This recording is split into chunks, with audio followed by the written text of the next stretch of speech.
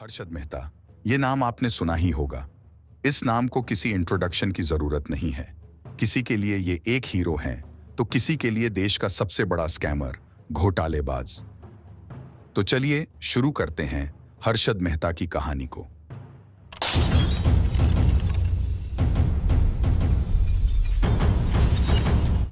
उनतीस जुलाई 1954 को पनेल मोटी, राजकोट, गुजरात में हर्षद मेहता का जन्म एक छोटे से बिजनेसमैन परिवार में हुआ। हर्षद मेहता का बचपन मुंबई के कांदिवली में गुजरा। उसके बाद उनका परिवार रायपुर के मौधापारा गुरु नानक चौक में आके बस गया। रायपुर के होली क्रॉस बेरोन बाजार सेकेंडरी स्कूल से उन्होंने स्कूली पढ़ाई की। 12वीं पास करने के बाद हर्षद मेहता ने मुंबई के लाजपत राय कॉलेज से बी.कॉम की पढ़ाई की। फिर अगले 8 साल तक छोटी छोटी नौकरियां की।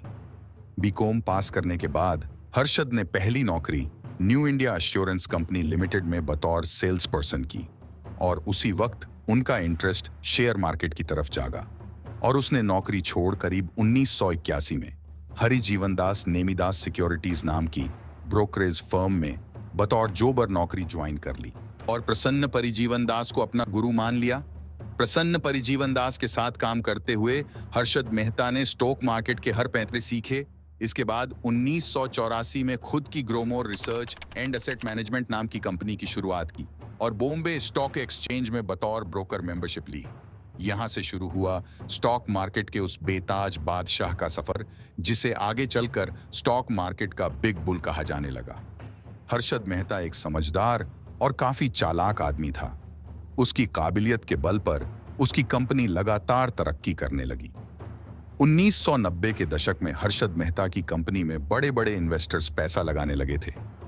उस समय उसकी बड़ी मान और प्रतिष्ठा थी, मगर जिस वजह से हर्षद मेहता का नाम स्टॉक मार्केट में छाया, वो एसीसी यानी एसोसिएटेड सीमेंट कंपनी में उनका पैसा लगाना था।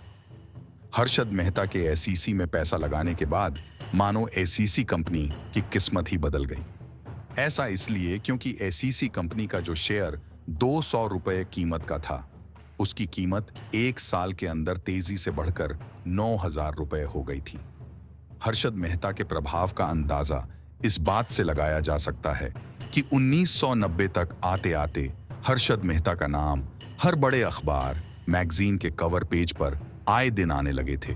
स्टॉक मार्केट में हर्षद मेहता का नाम बड़े अदब से लिया जाने लगा था, क्योंकि अब वो स्टॉक मार्केट को कंट्रोल करने लगा था।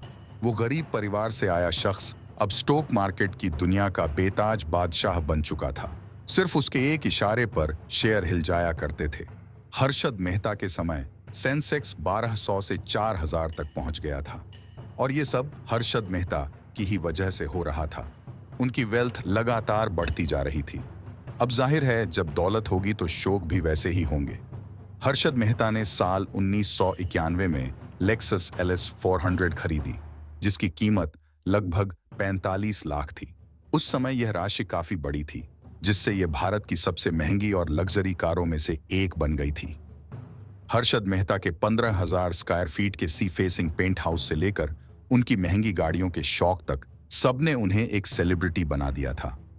ऐसा पहली बार हो रहा था कि कोई छोटा सा ब्रोकर लगातार इतना इन्वेस्ट कर रहा हो और हर इन्वेस्टमेंट के साथ करोड़ों कमा रहा है। लेकिन आखिर कैसे?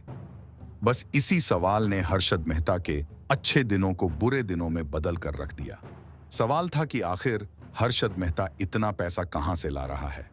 इसी सवाल ने एक बहुत बड़ी कंट्रोवर्सी शुरू कर दी थी। स्टॉक मार्केट में लगातार हलचल बढ़ने लगी थी और डर के बादल मंडराने लगे थे। फिर आखिरकार 1992 में हर्षद मेहता के इस राज से टाइम्स ऑफ इंडिया की पत्रकार सुचेता दलाल ने इस राज का पर्दाफाश किया। सुचेता दलाल ने बताया कि हर्षद मेहता बैंक से 15 दिन का लोन लेता है और उसे स्टॉक मार्केट में लगा देता है। साथ ही 15 दिन के अंदर वो बैंक को मुनाफे के साथ पैसा लौटा देता है। लेकिन कोई भी बैंक 15 दिन के लिए लोन नहीं देता, मगर हर्षद मेहता बैंक से 15 दिन का लोन ले रहा था। हर्षद मेहता बैंक से फेक BR बनवाता, जिसके बाद उसे दूसरे बैंक से भी आराम से पैसा मिल जाता था। हालांकि इसका खुलासा होने के बाद सभी बैंक ने उससे अपने पैसे वापस मांगने शुरू कर दिए। जब सब बैंकों ने एक साथ अपना पैसा मांगना शुरू किया, तो हर्षद मेहता की मुश्किलें और बढ़ने लगीं।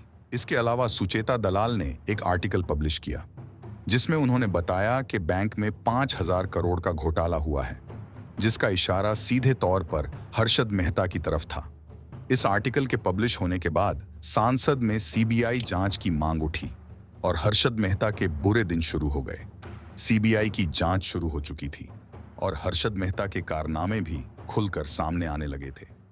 खुलासा होने के बाद हर्षद मेहता के ऊपर 72 क्रिमिनल चार्ज लगाए गए और लगभग 600 सिविल केस फाइल हुए। इसके अलावा हर्षद मेहता इनसाइडर ट्रेडिंग भी करता था, जैसे किसी कंपनी के छोटे एम्प्लॉय से कंपनी की सीक्रेट जानकारी हासिल कर उस कंपनी के शेयर को ऊपर नीचे ले जाता था। आपको बता दें कि इनसाइडर ट्रेडिंग एक अपराध है, फिर भी हर्षद मेहता इस ट्रेडिंग को बड़ी चालाकी से करता था। लेकिन यह कोई छोटा मोटा घोटाला नहीं था, बल्कि स्टॉक मार्केट का सबसे बड़ा घोटाला था। 5,000 करोड़ का घोटाला था जो हर्षद मेहता कभी अकेले नहीं कर सकता था। यानी कोई ना कोई तो बैक सपोर्ट हर्षद मेहता के पीछे थी, जिसकी वजह से उन्होंने स्टॉक मार्केट के इस काम को अंजाम दिया।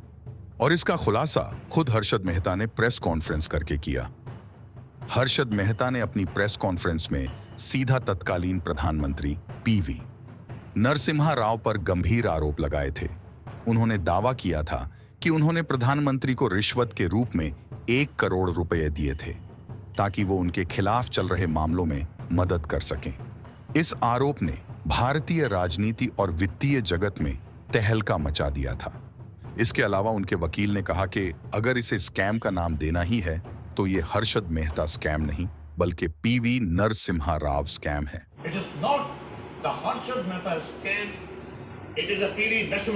इसके अलावा मेहता ने बैंकिंग और वित्तीय प्रणाली में उन खामियों को जाहिर किया जिनका फायदा उठाकर यह घोटाला हुआ।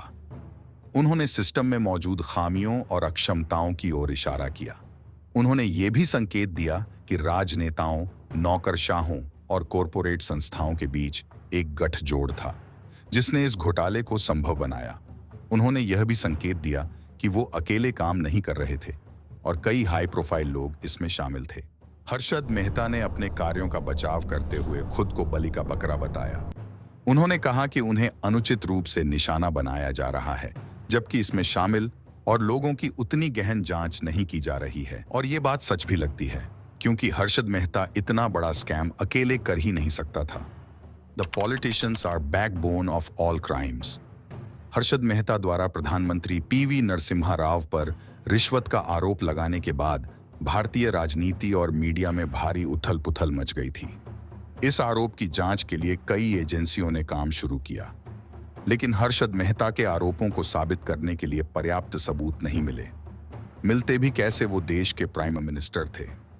प्रधानमंत्री राव और उनकी पार्टी ने इन आरोपों का खंडन किया और इसे राजनीति से प्रेरित बताया। हर्षद मेहता के आरोपों की जांच हुई, लेकिन कोई ठोस सबूत नहीं मिलने के कारण मामला ठंडे बस्ते में चला गया। पहले से ही कानूनी और वित्तीय समस्याओं में घिरे हर्षद मेहता की स्थिति और बिगड़ गई। उन्हें विभिन्न मामलों में अदालतों का सामना करना पड़ा और जेल भी जाना पड़ा। इसके अलावा कई और फर्जी केसों में उन्हें फंसा दिया गया। हर्षद मेहता की स्थिति लगातार बिगड़ती रही और आखिरकार वो हुआ जो शायद नहीं होना चाहिए था।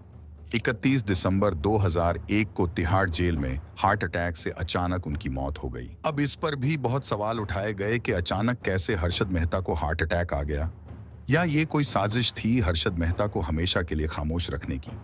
बहरहाल इसका खुलासा कभी नहीं हो सका।